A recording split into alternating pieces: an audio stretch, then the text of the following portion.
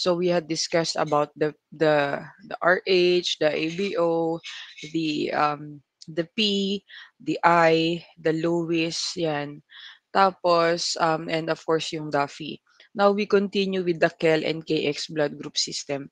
So, yung KEL, so this one is the third most important blood group because it can cause no HDN and HTR. So there are 32 high prevalence and low prevalence antigens no under the group system of KEL and KX. So the gene location of KEL is located on the 7q34 of the chromosome. So XK gene located at XP21.1. This one is independent gene from the KEL. However, they belong to the same blood group system. So they are only found on RBCs, not on platelets or WBCs.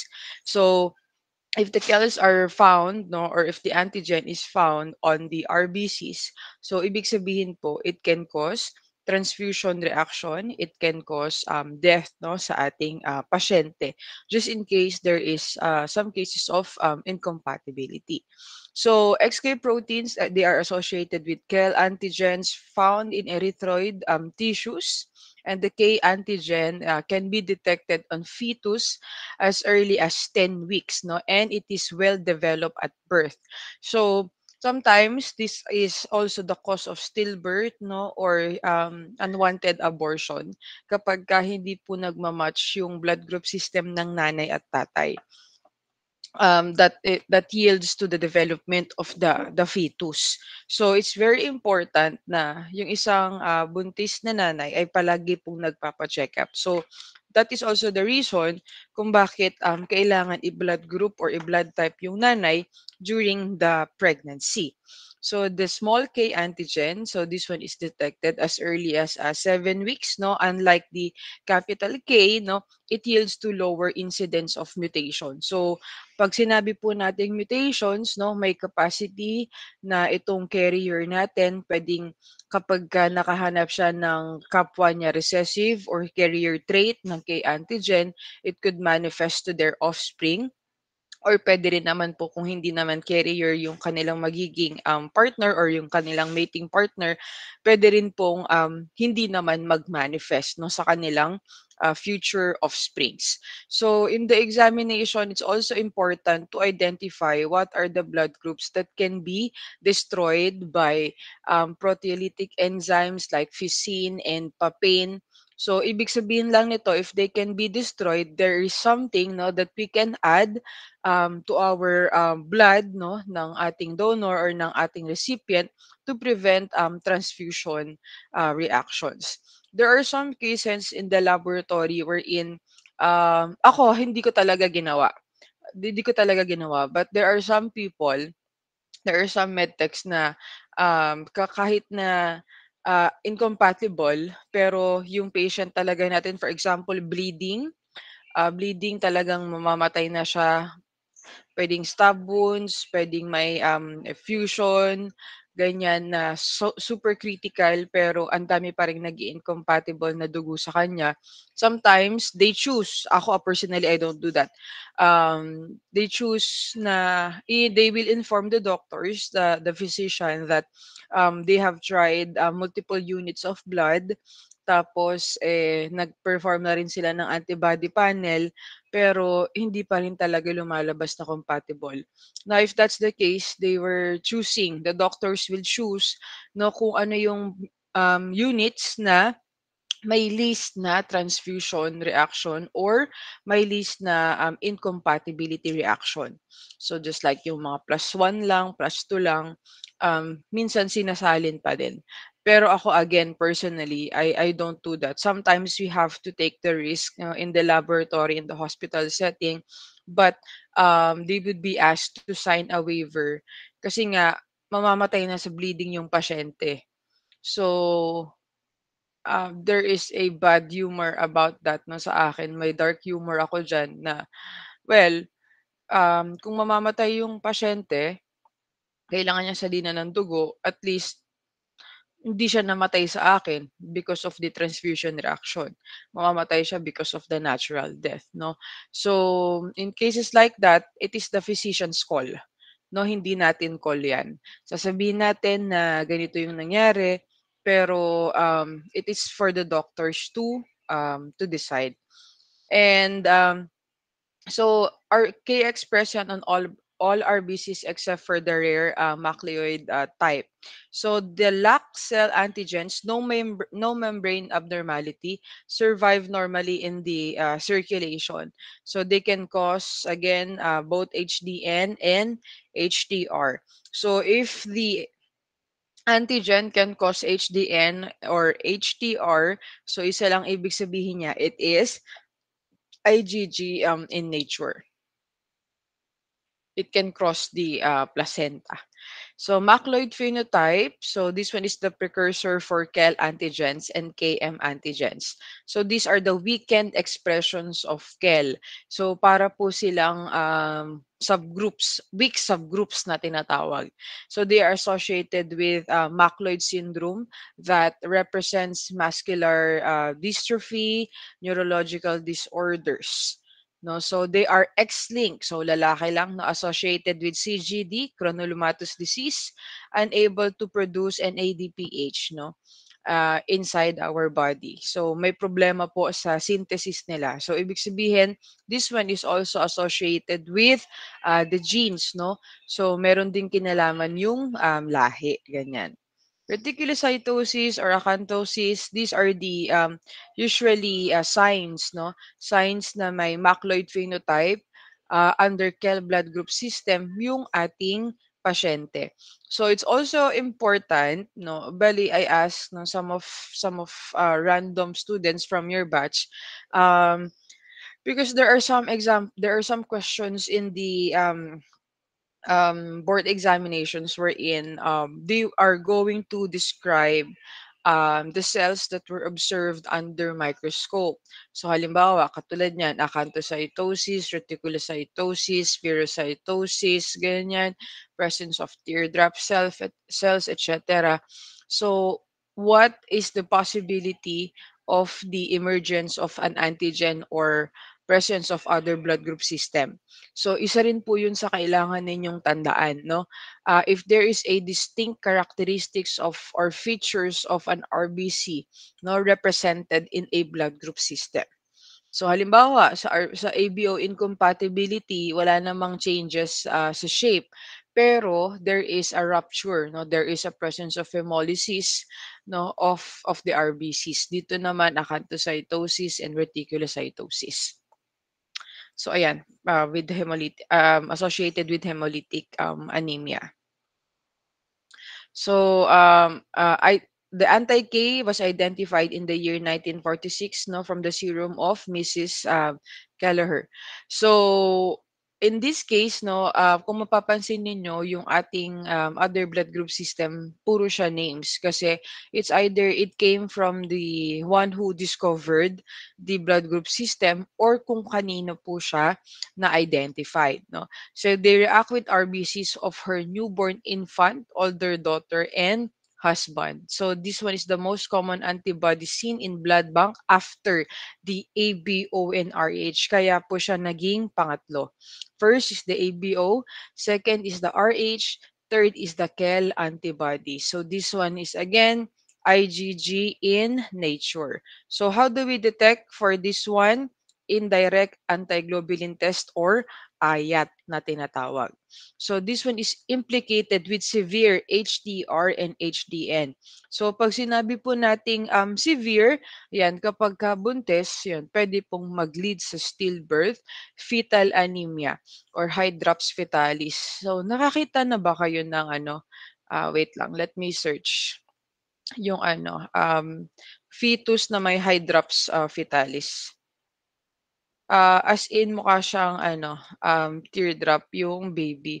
So, in cases like this, hindi talaga siya actually, makaka-survive yung, newborn kung meron siyang hydrops.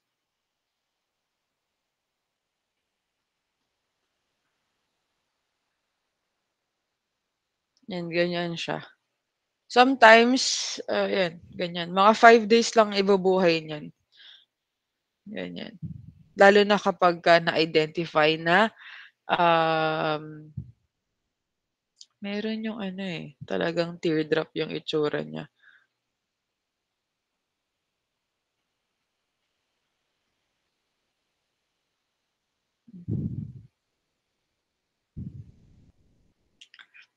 Isang malaking ano lang, isang malaking, ulo.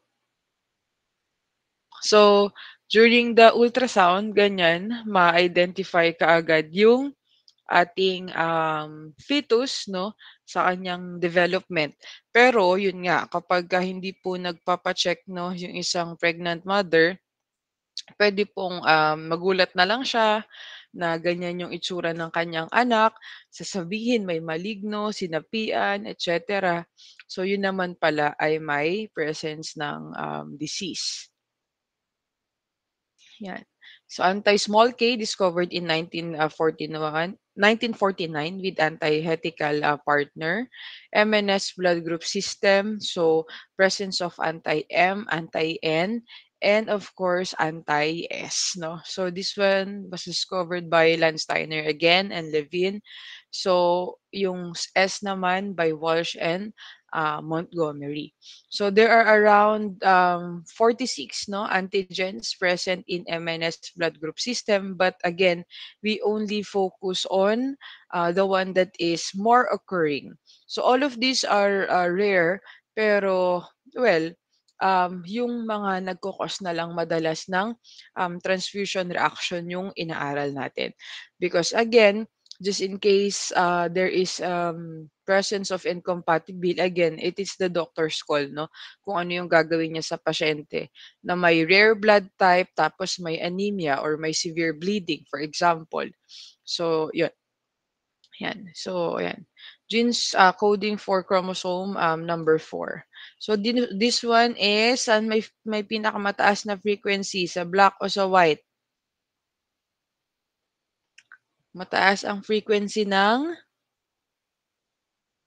capital MN sa whites, tapos mataas naman ang frequency ng S sa blacks.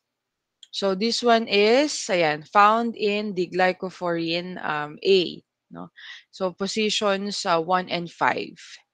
So again, small changes in the molecular components of the blood group system yields to the presence of other blood group system or subtypes or classifications.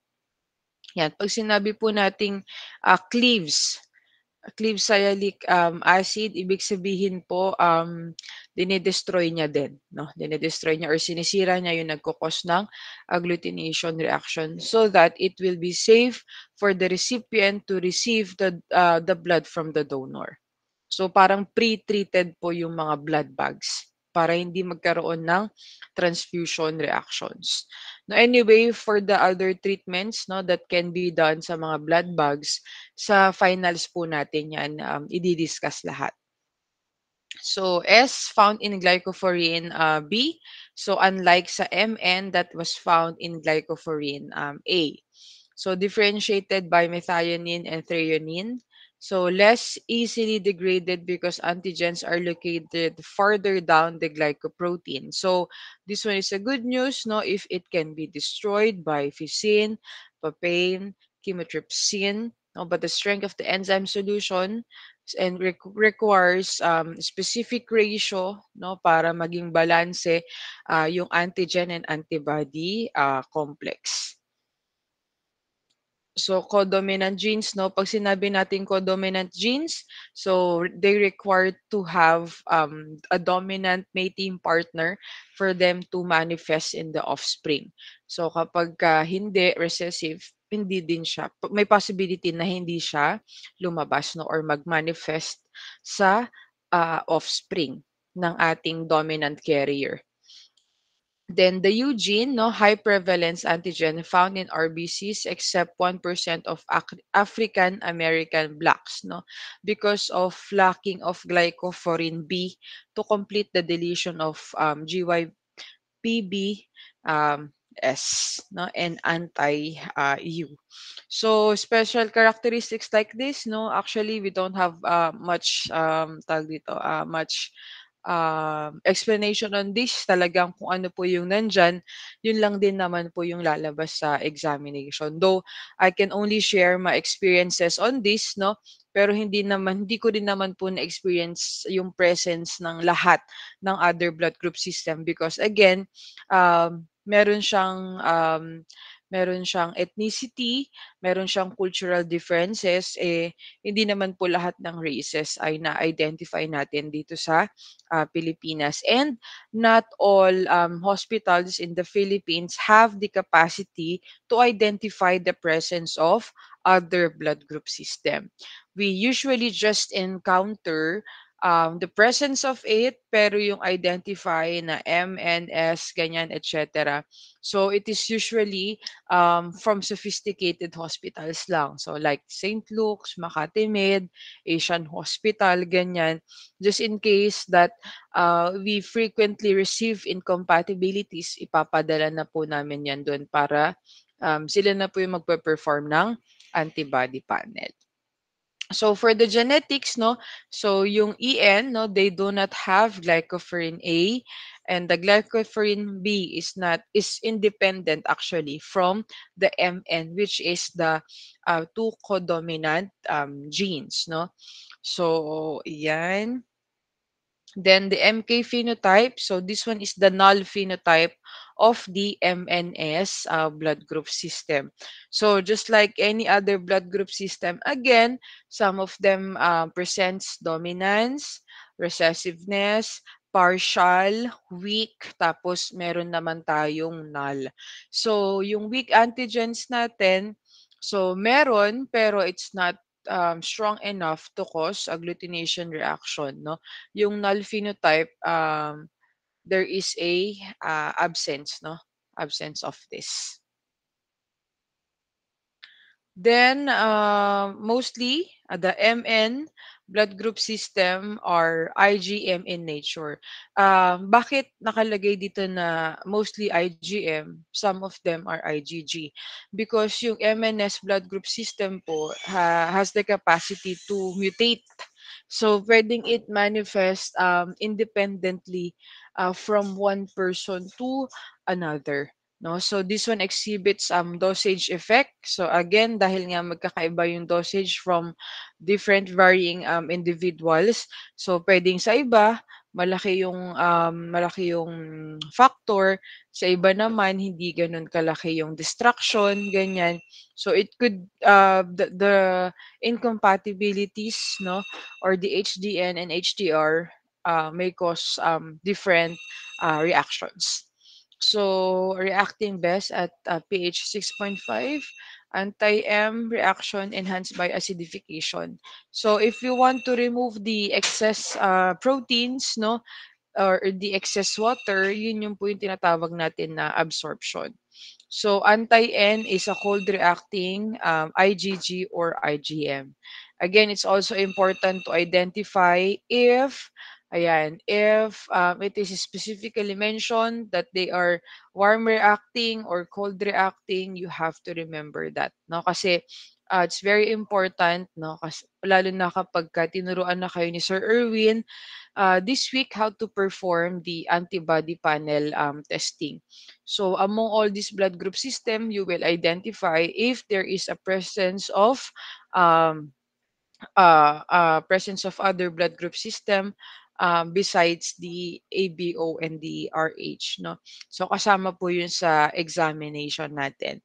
So ayan, kaya I ask you to again study the table that you created and i-correct na yan kung may mali because that will be a good reviewer for your examination kasi nakasummarize na siya.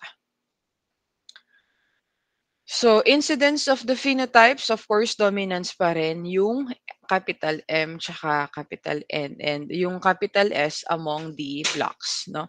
Yung negative sa blocks, yung positive naman sa white. So, this is associated with the MNS blood group system, pyelonephritogenic strains from E. coli and falciparum because of the healthy glycophorin A and B, no, that is found on the surface of your RBCs.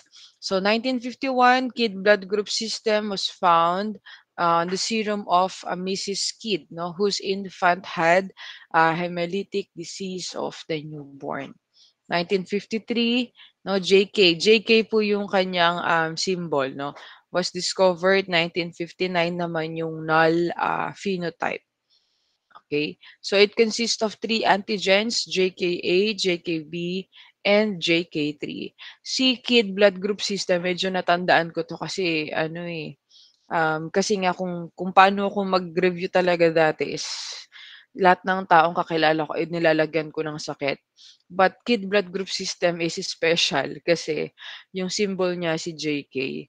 So, meron akong crush dati na si JK, yung kanyang nickname, si John Kevin. So, nursing student naman siya. So, nakikita ko si JK sa hallway, lagi kong naaalala si Kid blood group system. So, na nagko-cause siya ng HDN, na meron siyang three antigens, and of course, yung kanyang genetic locus location. So this one is predominantly present in whites with the phenotype of JKA positive, B positive. Tapos yung JKA positive, B negative, this one is infrequent naman sa mga blacks. So, ayan. JKA and JKB, so commonly found on RBCs of most individuals. Let us remember that we could also harbor or meron din possibly tayong mga presence ng other blood group system sa katawan natin. However, it is not normal for us to detect or look for it if we do not actually if we don't have actually problems no inside our body. Kung hindi ka naman associated sa isang disease, sa isang cancer, sa isang surgery before, it's not normal to look for abnormality in a normal individual. Kaya po madalas na na-identify lang yung mga presence ng other blood group system na to in cases of emergency, pregnancy, or after occurrence of a disease, no? Kaya po, um, nalalaman lang nila na may kakaiba silang dugo no kapag sila ay na-ospital. So this one is well developed at birth and may contribute to the potential of HDN. So kung kayo kaya yung pregnant mother, no, or kung kayo kaya yung father ng isang fetus na developing na pwedeng may presence siya ng other blood group system na hindi natin alam as a parent, no? So pipilitin ba nating mabuhay yung bata, no? Or mag-induce na lang ng abortion, no? So in cases like this, no, it's very personal, it's very crucial, no, for the parents to decide what they are going to do with the offspring. Pero syempre, yung doktor, ang laging decision niyan is kung paano po maliligtas si mother. Sa ospital, hindi masyadong iniisip yung baby, 'no, ang iniisip po palagi is yung nanay, kasi yung nanay buhay na, 'no. Yung baby, there is no assurance, and yung mga napapanood niyo sa TV na kailangan yung mamili, 'no, kung yung nanay or yung baby, of course, number one question is, sino ba yung mas may greater risk? So kung pantay lang yung risk, that is the time that um the doctors will ask for the decision, may waiver, but mostly we want to save the mother. No? And RBC carries 14,000 antigen sites per cell and not very immunogenic. So not denatured by vicin and papain, perhaps no, they are enhanced by the enzyme treatment. So they lack JKA minus B minus and JK only. So they lack no JKA and B and 3 phenotype. So they are found in Polynesians, no, yung mga islanders, no, Filipinos, Indonesians, Chinese, and Japanese. So screen for rare phenotype by using 2 molar urea. So I think lumabas sa mga questions na ginawa ko. Pero yun nga. Okay. Anti-JKA and JKB. So show dosage of immune antibodies. So ano po bang ibig sabihin ng dosage effect, 'no? Let's explain this further. So this one is a phenomenon, whereby an antibody reacts more strongly with red cell carrying a double dose, meaning a homozygous inheritance of the appropriate gene, than with a red cell carrying a single dose or heterozygous inheritance of an antigen. So meaning to say, no, just like the MNS blood group system, KID blood group system only manifests to their offspring if there is a presence of codominance, no, or dosage effect. So kung parehong kumbaga sa ABO blood group system, dapat yung nanay A, tapos yung tatay A din, para lumabas na A din yung kanilang ah, offspring. Though there is a percentage pa rin na maging O yung bata, but because of the presence of dominance of A of the mother and the father, there is also a greater chance na A din yung kanilang anak. So ganun din po yung ating kid blood group system. Kung carrier lang yung isa or yung isa may recessive trait lang, they will not appear. No? So common cause of delayed HTR and can cause mild cases and rarely severe cases of HDN. So ano po bang ibig sabihin ng ating delayed, no? Pag sinabi po nating delayed HTR, pwedeng nasalin po muna yung isang buong blood bag before siya magkaroon ng transfusion reaction. Pwede rin pong 1 week, no? So it can cause mild cases and rarely severe cases of HDN. So rarely, pero pwede because again, they are IgG in nature. Yan. So, laging tatandaan sa other blood group system, number one, yung kanilang chromosome location. Pangalawa, which temperature they react best. Tapos, if they are IgG or IgM in nature. Tapos, pang-apat, if they can be destroyed by enzymes, fusin, papain, bromelain, DTT, ganyan, ganyan. And of course, if they can cause HDN or HTR. Then anti-JK3. So this one is IgG antiglobulin reactive antibody. So looks inseparable to anti-JKA and B. So made by individuals who has a type of JKA minus B minus. Associated also with delayed HDR and mild HDN. Lutheran. Lutheran naman ay LU, so chromosome number 19, closely linked with secretor locus of 24 antigens.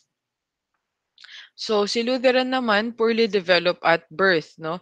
So expresses as early as 10 to 12 weeks, no? During pregnancy. So seen in 80% of whites and 5% in blacks. So rarely cause HDN, and if so, it is only mild. So decreased likelihood of HDN to Lutheran glycoproteins on placental issue leads to absorption of maternal antibodies. So in cases po kasi na nagkakaroon ng HDN or nagkakaroon ng fetal anemia na tinatawag because of the destruction of RBCs. Kasi sinisira yan sinisira ng katawan ng nanay yung development ng RBCs ng fetus kasi nga they are not compatible or they are not matched. So the blood of the baby is considered to be an immunogen to the body of the pregnant mother. Kaya po sinisira niya. So pag sinisira niya yon, nagkakaroon ng hemolysis. Pag nagkaroon ng hemolysis yon, nagkakaroon ng anemia yung fetus. So para maiwasan, of course, we have ROGAM. Tapos pag lumabas na yon, pag lumabas na yung fetus, no, usually tinitreat yung kanilang blood, no, or yung kanilang anemia with an absorption or elution test, no, na tinatawag. So Lutheran phenotypes, dominant type, LUA minus B minus, suppressed by a rare dominant regulator gene. So RBC carries trace amount of Lutheran antigens showing absorption elution studies. So we must free free the surface of the RBCs to ensure that the agglutination presented was actually true and not caused by clerical errors or tawag dito, or procedural errors or operational errors, no? So we perform adsorption elution studies. Yan, ano pa ba? So anti-LUA, not common, reacts in saline IgM. Naturally occurring, reacts at 37 degrees Celsius by indirect antiglobulin test. So yung direct tsaka indirect globulin test natin, so depende kung saan po magiging available. Kung matatamaan kayo ng holidays bukas at hindi makakapag-discuss sa lecture ninyo on-site, probably we will teach you this sa laboratory time nyo po. So it's either we discuss it in the lecture on or in the laboratory, but this is the thing that we need to add up to your examination, or sorry, discussion for you to be read in the examination, the direct and indirect antiglobulin test. So just like the RBC's typing by forward at reverse, meron din po tayong direct at indirect methods. So we still use the red cell and the plasma or serum ng ating donor at saka ng ating patient. So ayan, anti-LUB, this one is rare. Immunoglobulin 4, anti LUAB, so also known as anti-LU3. So this one is anti-globulin reactive. So ibig sabihin, it may present as incompatible to other blood types. Si Diego, so named after Venezuelan family during the investigation of HDN. So it appears that it could still manifest no kahit na carrier lang yung isang mating partner. So this one is IgG in nature, sometimes IgM. So ibig sabihin, they have the capacity to mutate, reactive at indirect antiglobulin test, and since they are IgG majority, it can cause HDN and HDR. So ayan, meron din tayong warm and cold, no?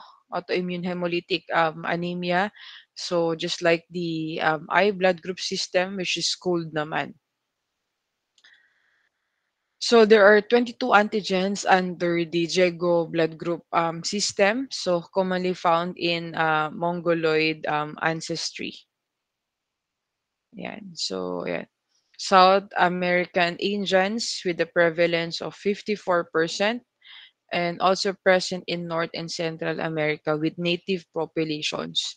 So, sa North and Central America, yung ethnicity talaga ng mga Indians na nakikita natin, yung hindi po galing India ha, yung Indians na parang si Pocahontas, gano'n. So, ito po yung kanilang ethnicity or yung kanilang race, no? So, if we're going to study geography and social studies, so nagkaroon lang din kasi ng tawag dito, pananakop, no? Kaya naubos or nagkaroon ng genocide, no, sa kanilang lahi. So for the YT blood group systems, no, antithetical represents amino acid substitution of glycosyl phosphatidyl inositol or GP1. So phenotypes again, no, YTA has high prevalence, YTB low prevalence, no, found in whites and Israelis. Well developed at birth but weakly expressed on the RBCs, cord RBCs, and adult RBCs. So there are some blood group systems like YT that also dissolves, no, as we age. Tapos XG blood group system. So this one is only located on the sex chromosomes, no? only blood group located on sex chromosome, yung XG. So, yan. XG 60%, 66% in males, 89% in females, CD99, also known as 12E7 or MIC2. So, yung mga questions sa examination, yung other names or kung kanino siya na-discover ay hindi ko na sinama sa examination. It's more of the distinguishing characteristics po talaga of a blood group system. Anti-XGA first discovered in 1962, no, from multiply transfused man. So this one can cause HDN and HDR because then again, no, it is IgG in nature.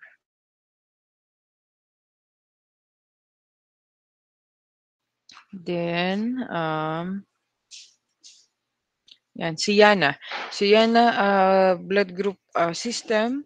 So, antithetical, ang symbol niya SC1 and SC2 antigens. So, seen in 1% of North Europeans, no, and Mennonite population. So, kahit saan tayo pumunta tayo sa Asia, pumunta tayo sa Europe, pumunta tayo sa North, Central at South America, Africa, Australian antigen, lahat kung mapapansin ninyo is meron sa bawat ethnicity, sa bawat race, meron talagang presence, no, or uniqueness, no, ng bawat isang tao or bawat isang bansa or geographical location. So this is actually the struggle or pwedeng maging difficulty ng magiging offspring ninyo kapag mag-aasawa kayo ng different race. So at least alam nyo na. So matangos ang ilong pero may risk ka for HDN and HDR. So kayo na ang bahala dyan. So antibodies are IgG reactive to AHG testing. But, ito yung kakaiba eh. They are IgG and reactive to AHG testing but they do not cause HDR. No? However, meron namang HDN. So, meron ding existing na ganon na IgG siya in nature pero hindi naman pala ganon kalala, no? Yung pwedeng maging effect sa ating patient, no? So, mainly because, babalikan ulit natin yung reason, mainly because, no, meron lang siyang 1%. No? Meron lang siyang 1% and it doesn't have the capacity to mutate. Ayan. So, we'll stop here. Next week, we'll continue the discussion with the Colton blood group system. So, we still have 24 slides remaining. So, ayan, it's important na putol-putulin natin for you to be reminded to study, no, for the examination. We don't have the schedule yet, no? But I hope na ako yung una para yung araw ng holiday ay makapag-aral po kayo ng maigi. Again, you should start reviewing ABO, RH, HDN, other blood group system, big subgroups, yan. Kasama po yan lahat. So, we remove the coverage from the midterm of yung yung about anything about blood donation. We remove that. So, I talked to Sir Irwin regarding this para po hindi na rin masama no, sa mga contributions niya sa examinations niya either in the lecture or in the laboratory. So ano lang ha, tawag dito, tawag dun, basta it's just for me to inform you that the examinations were always it is always us the two, no, na nagde-decide for the examinations, not only just me or just Sir Irwin. Okay, even for the quizzes. Okay, so this week wala munang quiz. Though I said it na weekly may quiz na kayo, however, time constraints 'no, na natamaan si Sir Erwin sa on-sites niya. That is scheduled ng Wednesday at saka ng Thursday. Tuesday this week and Wednesday next week. So yun lang, do you have, questions po so far?